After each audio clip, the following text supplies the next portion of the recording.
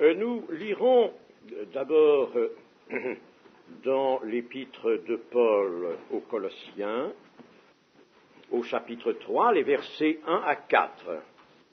Si donc vous êtes ressuscités avec Christ, cherchez les choses d'en haut, où Christ est assis à la droite de Dieu. Affectionnez-vous aux choses d'en haut, et non à celles qui sont sur la terre, car vous êtes morts, et votre vie est cachée avec Christ en Dieu. Quand Christ, votre vie, paraîtra, alors vous paraîtrez aussi avec lui dans la gloire. Et nous lirons maintenant dans l'évangile de Marc au chapitre 12, verset 41. Jésus, s'étant assis vis-à-vis du trône, regardait comment la foule y mettait de l'argent. Plusieurs riches mettaient beaucoup. Il vint aussi une pauvre veuve, et elle y mit 2 petites pièces, faisant un quart de sou.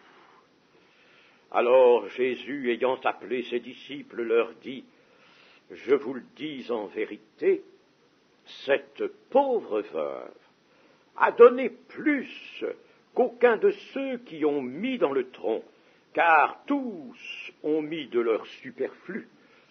Mais elle a mis de son nécessaire tout ce qu'elle possédait, tout ce qu'elle avait pour vivre. » Lorsque Jésus sortit du temple, un de ses disciples lui dit, « Maître, regarde, quelle pierre et quelle construction !» Jésus lui répondit, « Vois-tu ces constructions, il ne restera pas pierre sur pierre qui ne soit renversée. » Le temple, fraîchement reconstruit à ce moment de Jérusalem, était beau. On en a aujourd'hui une belle maquette que nous connaissons par une reproduction photographique surtout. Il était beau. C'était le 2e temple remanié, non pas le 3e, mais le second remanié par Hérode.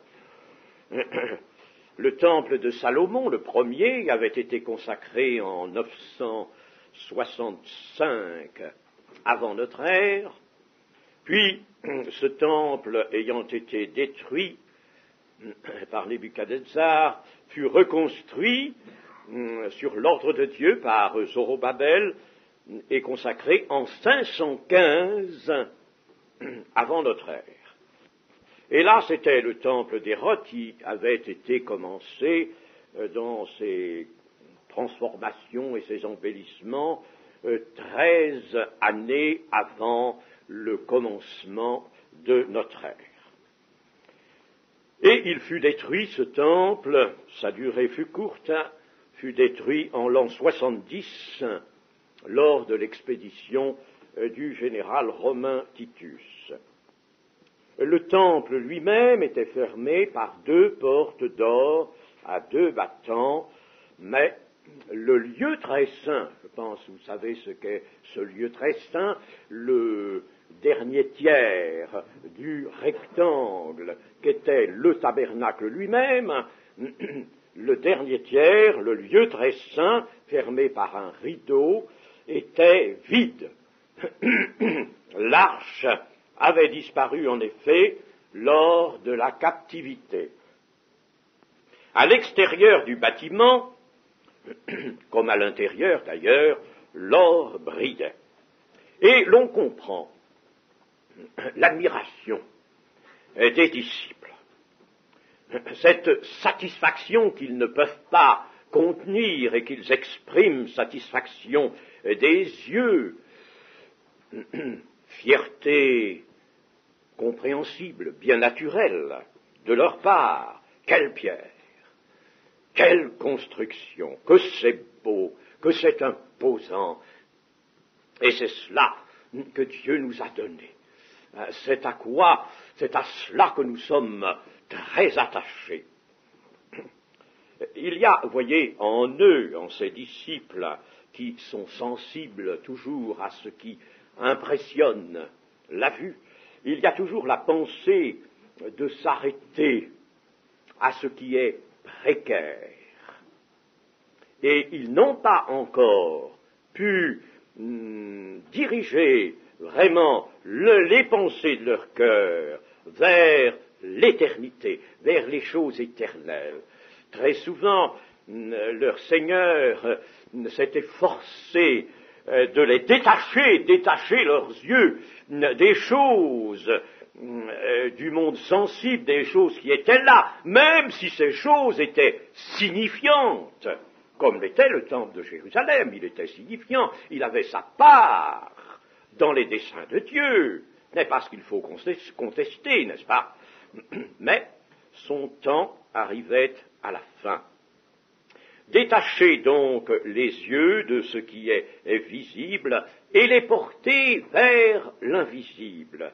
Même s'il y a toujours sur la terre des choses à considérer, mais elles ne sont considérées, ces choses, elles ne sont d'ailleurs choisies que par le discernement en elles de leur valeur éternelle, de leur signification éternelle. Et Jésus fait une réponse à ces paroles admiratives des disciples. Il ne restera pas pierre sur pierre qui ne soit renversée. Voilà une parole qui refroidit, qui glace pour ces hommes. Il ne restera pas pierre sur pierre. Nous sommes en train d'admirer cette belle construction et notre Seigneur nous dit, eh bien, bientôt, personne ne la verra plus. Il n'y aura plus rien et elle sera démolie, pierre sur pierre, renversée, ce qui évoque une opération qui va bousculer, une opération qui ne va pas être un changement harmonieux, une destruction, mais une destruction rationnelle, mais qui va être vraiment un bouleversement. Le temple doit périr. C'est ce qu'exprime la réponse de Jésus. Et pourquoi le temple doit-il périr? Pourquoi n'aurait-il pas été conservé, bien qu'appartenant, étant une pièce maîtresse des desseins de Dieu dans le cadre de l'ancienne dispensation de la loi?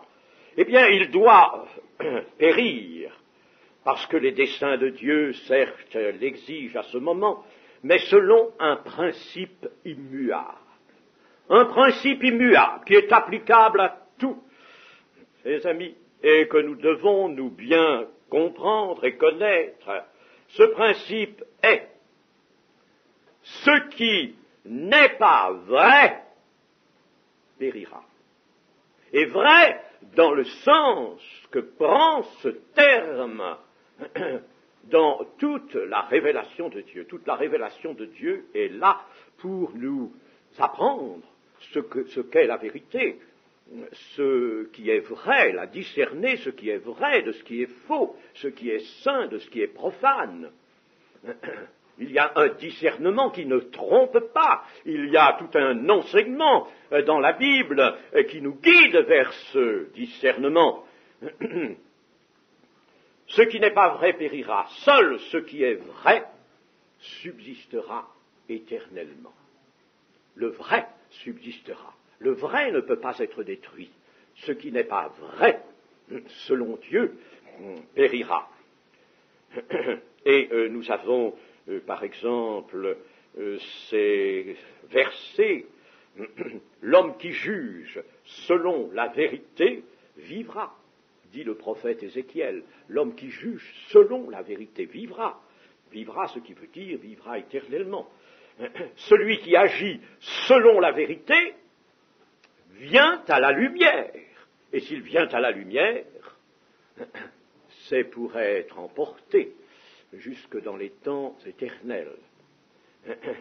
Et puis le Seigneur, je vous rappelle cette parole du Seigneur Jésus, sanctifie-les par ta vérité. Mets-les à part pour la destination éternelle par ta vérité, par l'œuvre de ta vérité. Ainsi, la chose donc est patente, seul ce qui est vrai subsistera éternellement. Ce qui frappe les yeux n'est pas nécessairement vrai.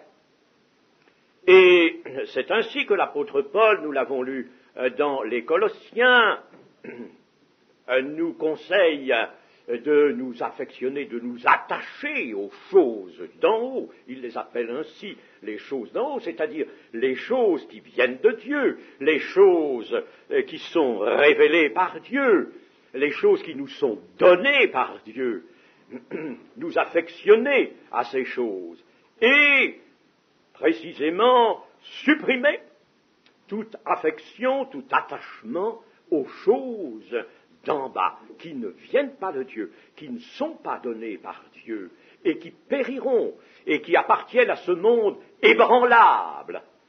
C'est la distinction entre les choses ébranlables qui vont être ébranlées et les choses inébranlables qui subsistent à toujours. Or, le temple d'Hérode n'était pas vrai. Il était de ces choses qui n'ont pas pour elles le vrai, la vérité, telle que nous l'avons définie. Il n'était pas vrai parce que il avait été construit par un prince fastueux et riche dans un but politique. Politique. La politique ne fera rien de vrai, vous savez, rien de durable, n'est-ce pas? Dans un but politique pour plaire aux Juifs, pour se concilier les Juifs. Il y a toujours, n'est-ce pas, deux moyens d'agir en politique vis-à-vis des masses. C'est soit la rigueur, soit alors la démagogie, tout ce qui peut attirer les masses à soi, et quelquefois on emploie les deux ensemble. Il n'y a pas l'arche, il n'y a pas la présence de Dieu, et le culte qui s'y déroulait n'avait aucune vérité. Non seulement il n'y a pas la présence de Dieu, mais le culte est devenu formaliste, le culte est empreint de toutes les conséquences de ces traditions que les chefs des Juifs s'étaient données. Rappelons-nous ces paroles, « Malheur à vous, scribes et pharisiens hypocrites ». Il y avait donc là l'hypocrisie dans le culte, l'hypocrisie dans les cœurs, et tout ce qui se faisait là n'était pas vrai. Pour toutes ces raisons, le temple d'Hérode n'était pas vrai. Il ne pouvait que périr. Mais, alors, nous avons dans le texte de Marc que nous avons lu un contraste merveilleux et frappant, qui nous met bien sur la voie, précisément, des choses vers lesquelles nous sommes conviés à tourner nos regards, auxquelles nous sommes invités à nous attacher, les choses de Dieu, les choses d'en haut. Et vous allez voir comme c'est simple, souvent, de s'attacher aux choses d'en haut. Jésus, lui, avait un autre sujet d'admiration. Avant que les disciples ne lui aient proposé de considérer, de contempler les belles constructions, les belles pierres du temple, Jésus, lui, s'était donné un autre objet d'admiration. Et cet objet d'admiration, c'était le quart de sou. Le quart de sou de cette veuve, de cette pauvre veuve. Des gens venaient, et chose extraordinaire, Jésus s'était mis là, en face du trésor, du lieu où l'on apportait les offrandes. en argent. Il s'était mis là, et il regardait. Oh, ce n'était pas l'intérêt qui le faisait regarder, l'intérêt humain, mais un autre intérêt. Et des gens mettaient beaucoup. Cela sonnait dans le coffre. Ils mettaient vraiment du poids, beaucoup d'argent, de l'or même. Ils étaient généreux avec l'œuvre de Dieu. Et voici une pauvre femme qui vient, et que Jésus n'ignore pas. Il connaît toute sa vie. Il sait qu'elle est veuve. Il sait ce qu'elle a dans sa maison. Il sait ce qu'elle a dans sa maison. Elle n'a pas autre chose que ce quart de sou. Elle n'a que ça. Elle n'a que ça pour vivre. Rien. Elle va tout donner. Elle va vraiment, là, se confier entièrement, elle, à Dieu. Quel que soit le temple, et ce que nous avons dit du temple, elle considère son Dieu. Elle, son cœur est entièrement dévoué, selon le mot caractéristique, dévoué à son Dieu. Alors, elle vient et elle met ce quart de sou. Oh, ça n'a pas fait grand bruit dans le coffre. Juste un petit tintement, un tout petit tintement, un quart de sou. C'était bien peu de choses. En valeur intrinsèque, c'était infime, négligeable. Qu'allaient faire les sacrificateurs avec ce quart de sou? Qu'allaient-ils faire avec ça? On ne pouvait rien faire, vraiment. Avec ça, ça n'avait en valeur intrinsèque que rien, une valeur insignifiante. Mais en valeur d'esprit, mes amis, en valeur d'esprit, c'était énorme. Aux yeux de Jésus, c'est un don magnifique. En valeur d'esprit, ce don a une valeur d'esprit. Voilà une femme, un cœur, qui vraiment est attachée aux choses d'en haut, est attachée à ce que Dieu voit, attachée à ce que Dieu aime, à ce que Dieu veut qu'on lui apporte tout. Véritablement tout lui donner, tout lui remettre, se confier à lui entièrement, ça c'est une valeur d'esprit. Mais pour le manifester, il n'y a qu'un petit quart de sou pour manifester de si grandes choses. Si peu de choses dans le matériel, si peu de choses pour signifier une si grande chose. Et c'était une grande chose au regard de Christ, au regard de Dieu. Petit, terriblement petit, était le temple d'Hérode. Méprisable tout cela, car la vérité n'y était plus. Méprisable. Grande était la veuve, et son don impérissable était cette œuvre, si minime apparemment qu'elle accomplissait maintenant. Une œuvre impérissable. Elle mettait un quart de sou, et voici que des pièces d'or, des trésors descendaient dans le ciel et se mettaient, s'inscrivaient à son compte, à elle, dans le ciel. Des trésors dans le ciel, pour un quart de sou, parce que c'était tout son cœur, c'était toute sa vie qui se suspendait à la grâce de Dieu, suspendue à la grâce de Dieu. Le Seigneur dira, amassez-vous des trésors dans le ciel.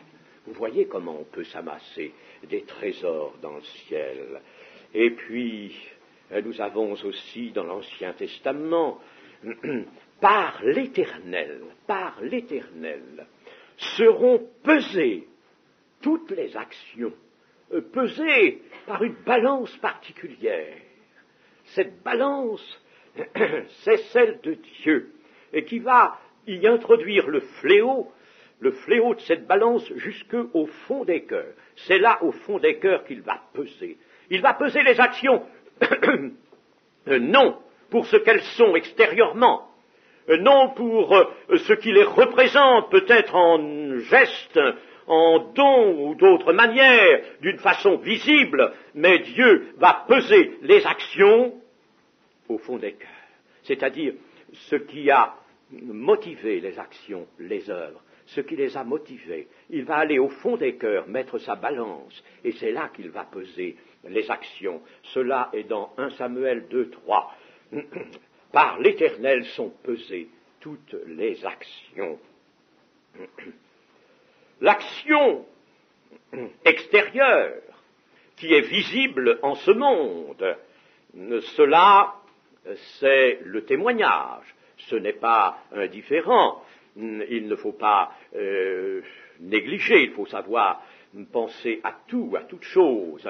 Certes, il y a des actions qui ont besoin de se faire visibles pour le monde. C'est le témoignage. Mais attention, jamais ces actions, cependant, ne seront empreintes d'hypocrisie, bien sûr. Et il y a l'action intérieure. L'action intérieure, dans l'être intérieur, dans le cœur humain, ce cœur qui est ouvert tout grand à l'Esprit de Dieu, où il pénètre. Alors, c'est cette action-là qui sera pesée, l'action de foi. Et cette action de foi est aussi une action de l'esprit de l'homme et une action de l'esprit de Dieu. Car chaque fois qu'il y a une action de foi réelle, cette action a été suggérée par l'Esprit de Dieu. Elle a été guidée, elle a été conçue même par Dieu. Elle a été guidée par l'Esprit de Dieu. Elle a pénétré dans l'esprit de l'homme, dans le cœur de l'homme. Et elle s'accomplit par foi d'obéissance, par foi fidèle. Foi et fidélité vont d'ailleurs ensemble, et c'est dans le grec le même mot. Et puis, ce que faisait cette petite veuve avait aussi la bonne odeur de l'amour. Donc la bonne odeur de Christ, si vous voulez, la bonne odeur de l'amour. Mais l'admiration des disciples s'était portée sur la beauté matérielle du temple. Vous savez, avant la Pentecôte, et on peut l'étudier d'autres manières, les disciples, je parle même des 12, avaient beaucoup à apprendre, tellement à apprendre. Oh, il fallait non seulement qu'ils apprennent, mais qu'ils soient changés. Et véritablement, à la Pentecôte, ces hommes sont transformés. Ils avaient beaucoup à apprendre, comme nous avons encore à apprendre, chers amis. Et la parole de Dieu est là pour nous rendre sensibles à l'Esprit divin et pour nous amener à comprendre, pour apprendre, pour faire l'expérience de la parole de Dieu, c'est-à-dire la parole de justice, la parole de justice, la parole qui accomplit cette justice qui est celle de Dieu. Alors, bien sûr, nous avons, à nous consulter, à nous interroger pour savoir par quoi nos regards sont essentiellement attirés, par quoi nos pensées sont retenues, vers quoi nos aspirations se dirigent. Nous avons à nous interroger. Est-ce la beauté matérielle? Est-ce l'aspect de puissance qui se manifeste dans les choses de l'existence, dans le monde sensible? Ou est-ce aussi l'extérieur du culte? Mes amis, nous jugeons par l'extérieur. L'extérieur du culte. Il y avait pourtant cette petite église de Philadelphie dont le Seigneur dit « Je sais que tu es pauvre. Il n'y avait pas d'extérieur, aucun extérieur à cette petite église, mais pourtant tu es riche. » Voyez-vous le contraste? Tu es pauvre, c'est ce qu'on voit. Peut-être beaucoup te délaissent et te dédaignent, parce qu'il n'y a pas d'extérieur, tu n'as pas d'apparence, pas d'extérieur, ni sans doute en nombre de fidèles, ni en lieu de réunion, ni même peut-être en richesse d'expression. Tu es pauvre. Et cependant, le Seigneur qui regarde un à un les membres, qui les sonde, tu es riche. Je sais que tu es riche. Ainsi, est-ce que nous sommes attirés par l'extérieur, et notamment l'extérieur du culte. Méfions-nous de cela, mes amis. De ne pas dire il y a là vraiment un culte magnifique parce qu'il y avait beaucoup de monde et parce qu'il y a eu un certain déploiement peut-être. Non, ce n'est pas cela. Il faut regarder. L'homme, est-il écrit, regarde ce qui frappe les yeux, mais l'Éternel regarde au cœur. Voilà toute la différence. L'Éternel regarde au cœur. 1 Samuel 16, 7. Alors nous, est-ce que nous regardons comme les disciples ce temple imposant et étincelant d'Hérode, tout ce qui fait bien dans les apparences, tout ce qui donne l'impression de bonne assise, d'importance, de puissance? Est-ce que nous jugeons du christianisme là-dessus? Mes amis, le christianisme ne veut pas de ces choses, ne veut pas. Et c'est pourquoi je suis réticent sur bien des nouvelles qu'on nous apporte. Je suis réticent. Je ne veux pas dire que je méprise, je ne veux pas dire que je juge, mais je suis réticent quant à moi. Je ne porte pas mon admiration, moi, sur les foules réunies, sur les grands bâtiments. Non, non. L'Éternel, lui, regarde au cœur. Et nous avons, nous, à regarder à notre cœur, à veiller sur les sentiments de notre cœur, sur ce qui vraiment se produit en nous, dans notre cœur. Le temple, pourtant le temple, le vrai temple, le temple vivant, Jésus l'avait déclaré à ses apôtres. Et il n'avait pas à ce moment-là retenu. Il nous est dit d'ailleurs dans le texte de Jean qu'ils se souviendront de ça, mais après la Pentecôte. Après la Pentecôte, quand l'Esprit sera venu. Voyez le rôle de l'Esprit. Mais il n'avait pas retenu que Jésus s'était désigné, lui, comme le temple. Il était là, le temple vivant, lui Jésus, lui porteur de l'éternité, lui ouverture du royaume de Dieu. Il est là, lui qui apporte, qui est le révélateur de l'amour parfait de Dieu, lui en qui nous pouvons prier Dieu avec assurance qu'il entend. Mes amis, voilà souvent ce qui fait notre malheur. Nous allons vers les choses, nous nous attachons aux choses qui ne sont pas vraies, et nous ne voyons pas suffisamment celles qui sont vraies, qui sont véritablement de Dieu, celles sur lesquelles Dieu a mis son sceau. Et nous conclurons en disant que tout ce qui n'est pas uni à Christ pour recevoir de lui la sève vivante, et cette sève a tant de fonctions, elle a toutes les fonctions de la vie. Toutes les fonctions de la vie, elle a notamment cette fonction d'informer, elle informe, elle apporte la pensée, ce qui est appelé la pensée de Christ. Tout ce qui n'est pas uni à Dieu, à Christ, par le lien de l'Esprit, périra dans le naufrage universel. Mais la foi, l'amour, l'obéissance produisent des fruits éternels.